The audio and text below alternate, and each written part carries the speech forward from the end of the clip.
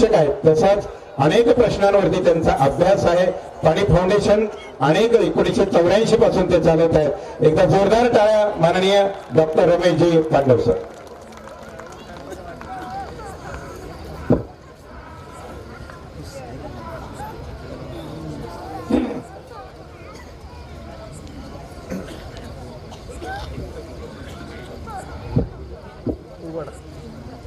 शेवटी चंद्र उगवलाच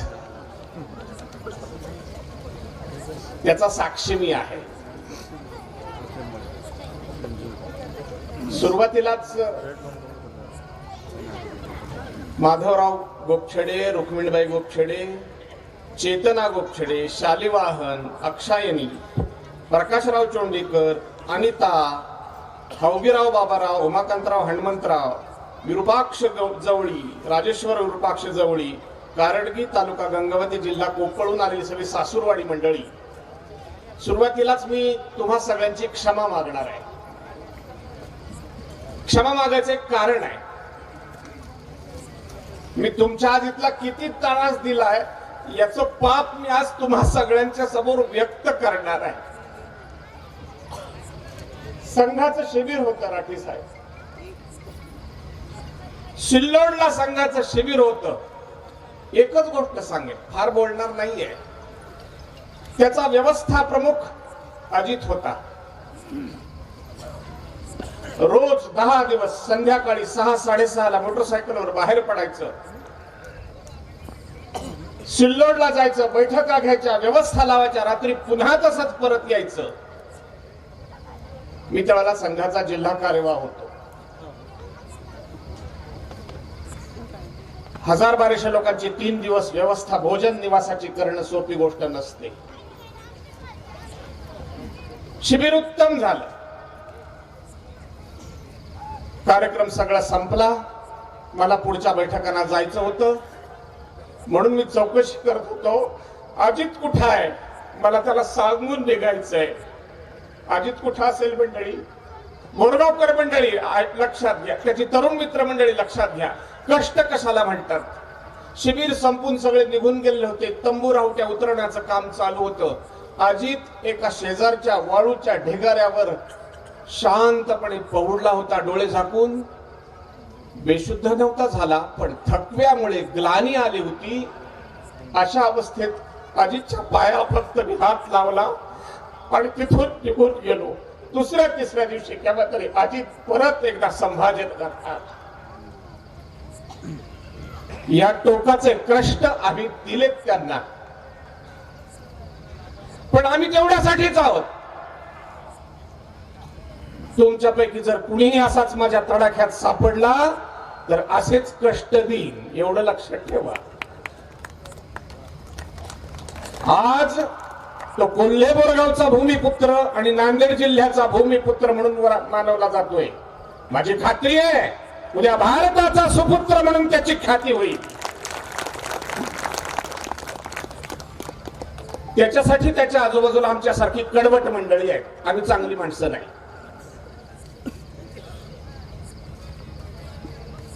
इथे जमलेला सगळ्या समाजात गोर गरीब उपेक्षित वंचित दलित घटक किती असतील मला माहिती नाही, पण मी फुले शाहू आंबेडकरांचं काम करणारा मनुष्य आहे. माझ्याकडे संघाने तो देशभरातला विषय दिलाय. देशभर आणि देशाच्या बाहेरही मी हिंडतो. कोल्हेबार गावात मी याच्या आधी एकदा येऊन गेलोय, आता मी पुन्हा आलोय. फार वर्णन करणार नाही, पण मला हे कोल्हेबार गाव नकोय. मला इस्रायल मधलं किब्यूट, सगळीकडे हिरवळ, सगळीकडे उत्तम प्रकारची रस्ते, उत्तम प्यायच्या पाण्याची सोय, सगळ्यांना मजबूत घरं, होय उपेक्षितांची आणि तथाकथित सवर्णांची सरमिसळ झालेलं गाव. असं मला आमचं कोल्हे बोरगाव हवंय.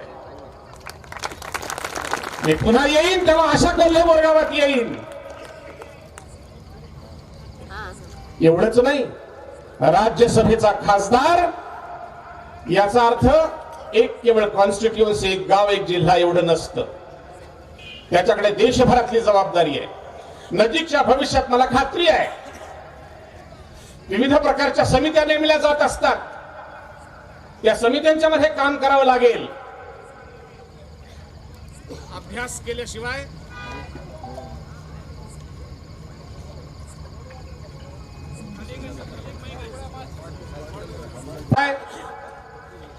तिथे काम करता येत नाही. संसदेची प्रचंड मोठी लायब्ररी आहे. माननीय प्रमोद महाजनजी किती कष्ट घेत असत हे आम्ही जवळून बघितलंय. माननीय प्रमोदजी महाजन मला शहर कार्यवाह होते अंबेजोगाईला, मी त्यावेळेला शाखा कार्यवाह होतो.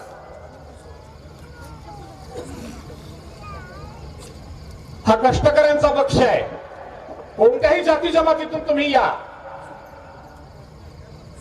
मी भारतीय जनता पक्षाच्या दिशेला जर इंगित करत असलो तरी मी साधा त्याचा कुठलाही सदस्य नाही.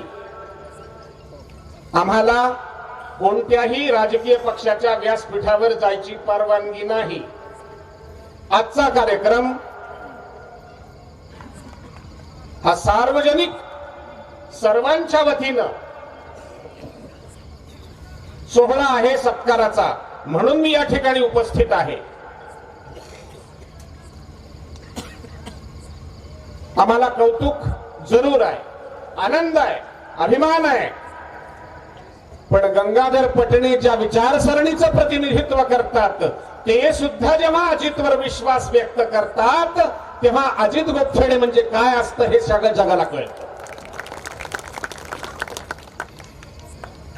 पटणे प्रकरणातून मी वाढलेलो आहे. मी सुद्धा, आम्ही किती कडवट असतो याची कल्पना बाकीच्याला खरंच यायची नाही.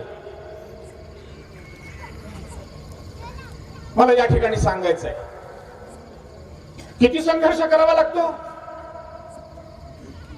अमेरिकेत निग्रोंची समस्या उभी राहिली. दक्षिण अमेरिका 50 प्रांत आहेत, उत्तर अमेरिका दोन्ही मिळून 50 प्रांत आहेत. निग्रोंची समस्या उभी राहिली. अब्राहम लिंकन अध्यक्ष होते. अब्राहम लिंकननी ज्या क्षणी दक्षिण अमेरिका संघर्षाला ससैन्य उभी राहिली, उत्तर अमेरिकेचं सैन्य दोन्हीकडचं पाठवलं. संघर्ष झाला. एका देशाच्या अंतर्गत मिलिटरीचा संघर्ष झाला. अब्राहम लिंकनची सेना जिंकली आणि देशामध्ये सामाजिक समतेची प्रतिष्ठापना झाली. गंगाधरराव, इतक्या टोकाचा संघर्ष करावा लागतो, चेष्टा नाही. राज्यसभेचा खासदार ही माझ्या दृष्टीनं पहिली पायरी आहे. पुढच्या फार मोठमोठ्या जबाबदाऱ्या अंगावर पडणार आहेत आणि अजितराव असेच जर चांगले गुण दाखवाल तर तुमचं काहीच्या काही होऊ शकतं. लोकांचं लक्ष जातं, हा काम करणारा मनुष्य आहे. आणि इथे जमलेल्या सगळ्या मंडळींना मला नम्र विनंती करायची, तुमची छोटी मोठी कामं तो जरूर करेल, मला शंका नाही. पण मंडळी केवळ तो आपल्यासाठी आहे असं मात्र समजू नका. खूप मोठमोठ्या जबाबदाऱ्या त्याच्यावर पडणार आहेत. त्याचे गुणच तसे आहेत. त्यावेळेला तुम्हाला आणि मला सैन्य म्हणून काम करावं लागणार आहे. जर मी अशी अपेक्षा व्यक्त केली की एकटा तो नाही करू शकणार.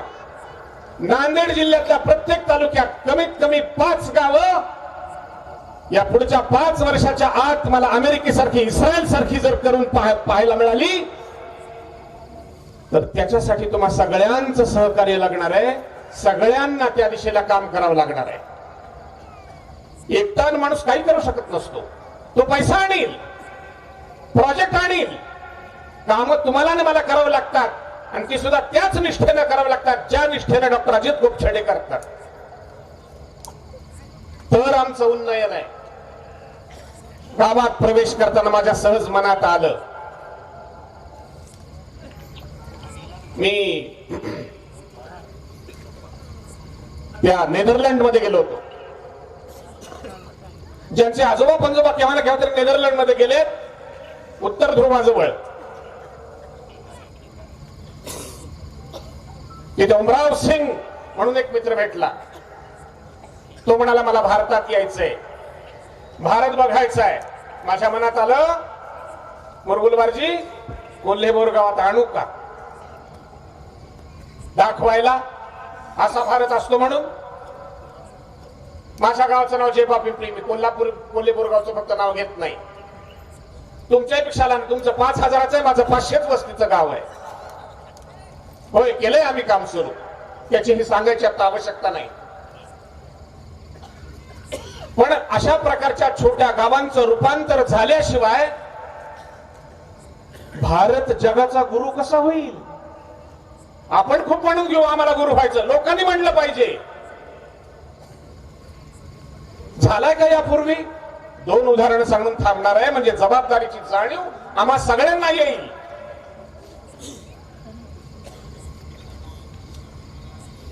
मॉरिशस मध्ये गेलो होतो.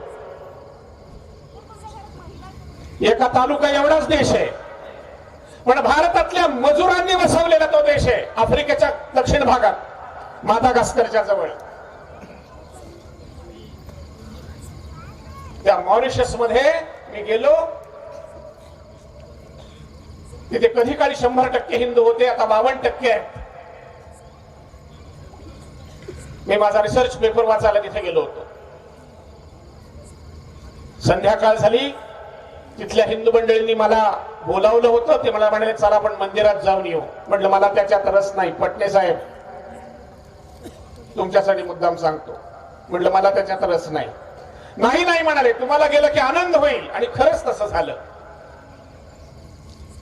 मला हे सांगू द्या की तिथे त्या मंदिरात प्रवेश करण्यापूर्वी सहज मी वरती बघितलं, त्याच्यावर लिहिलं होतं 13वे ज्योतिर्लिंग. ज्योतिर्लिंग किती? तिथे लिहिलं होतं 13वे ज्योतिर्लिंग. कधी काळी माझ्या पूर्वजांनी जगभर असा प्रचार केलेला आहे. चला त्याच्यापासून 10,000 किलोमीटर दुसरीकडे जाऊ. थायलंड.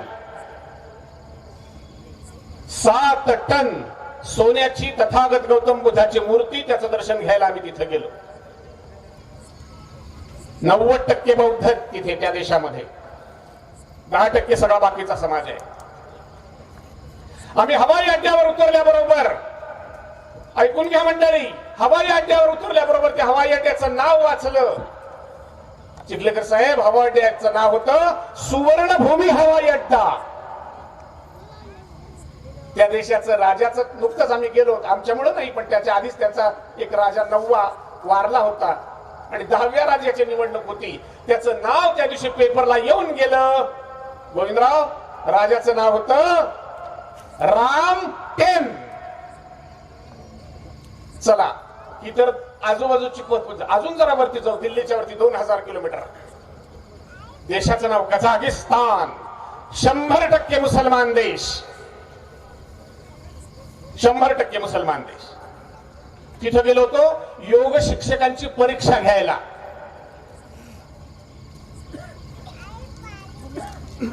परीक्षा घेतल्यानंतर आम्ही एकत्रित उभे झालो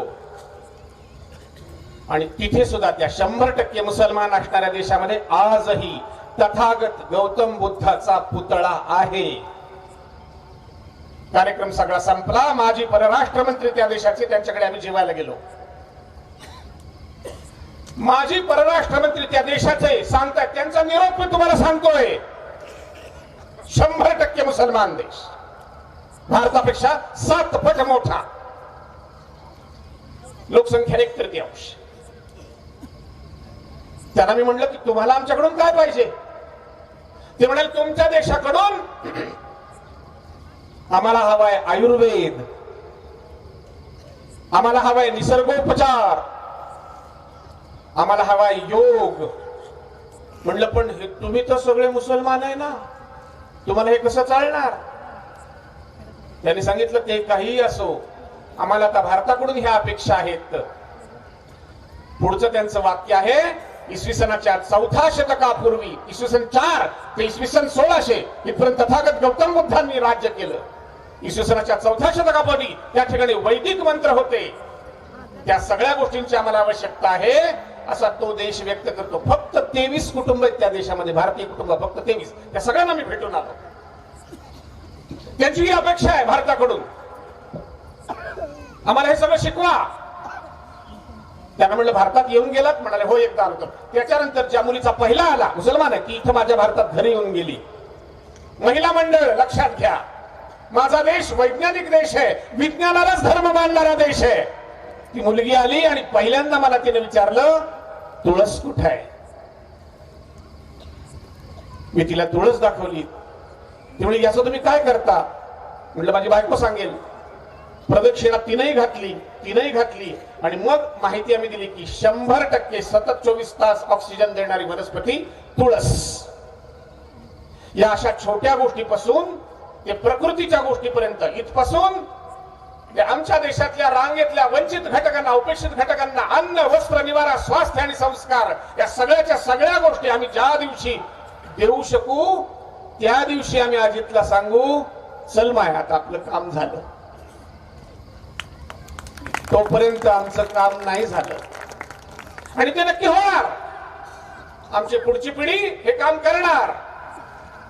आम्ही त्यावेळेला असू अथवा नसू, असे न मी नसे न मी, आम्हाला कदाचित हे पाहायला मिळेल की नाही माहिती नाही, पण नजीकचं भविष्य हे असं आहे.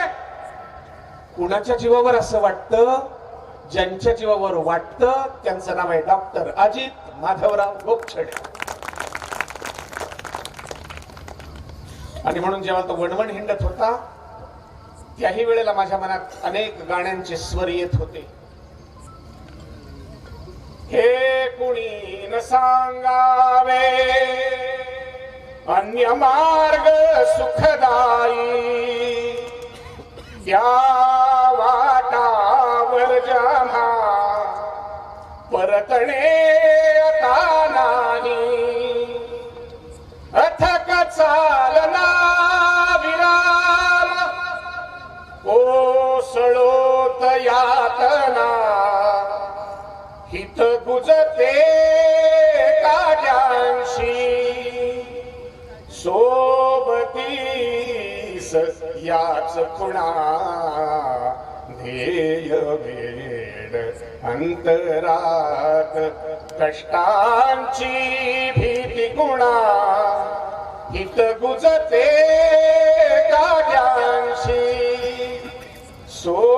सोबतीस याच खुणा, ध्येय वेड अंतरात.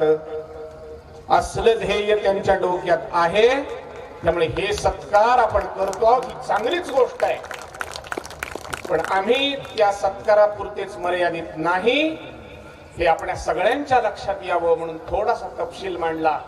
आम्हाला लोकांनी आमच्या देशाला जगद्गुरु म्हणावं, एवढा मोठा देश करायचा आहे. ठाई ठाई असे तरुण उभा राहत आहेत, त्याचा आम्हाला अभिमान आहे. होय, आम्ही एकमेकांसाठी तसंच मरायला तयार आहोत. गावकऱ्यांनी ही सगळी सिद्धता ठेवावी. आपलं गाव तर चांगलं करायचंच, पण या नांदेड जिल्ह्यातली अनेक गाव अशी झाली पाहिजेत. देशातली सगळी 7 लाख खेडी आहेत. माझं सतत हिंडणं असतं. मी नक्षली एरियात मागच्याच आठवड्यात जाऊन आलोय. संध्याकाळी 5 ते रात्री 11 पर्यंत घरच नाही, दुकानं नाही, काही नाही, सगळं बंद असतं. तिथं मी जाऊन आलोय. त्या कसल्या दूर दराजामध्ये काम करणारे आपले कार्यकर्ते आहेत. या सगळ्यांच्याकडे लक्ष राहणार आहे, ही मायेची पाखर राहणार आहे याची मला खात्री आहे.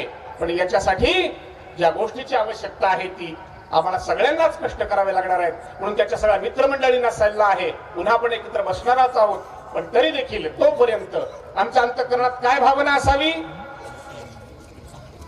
या इथल्या पर्वत सरिता, सूर्य चंद्र अंबर वारा, ऋतू वसंत प्रिय माझ इथला, प्रिय इथल्या पाऊस धारा, फुलबाग फुले शेजारी, गंध गंध माझा आहे, भारतीय जनसिंधूतील बिंदू बिंदू माझा आहे, बिंदू बिंदू माझा आहे. धन्यवाद सर, खूप छान, अत्यंत सुंदर उद्बोधक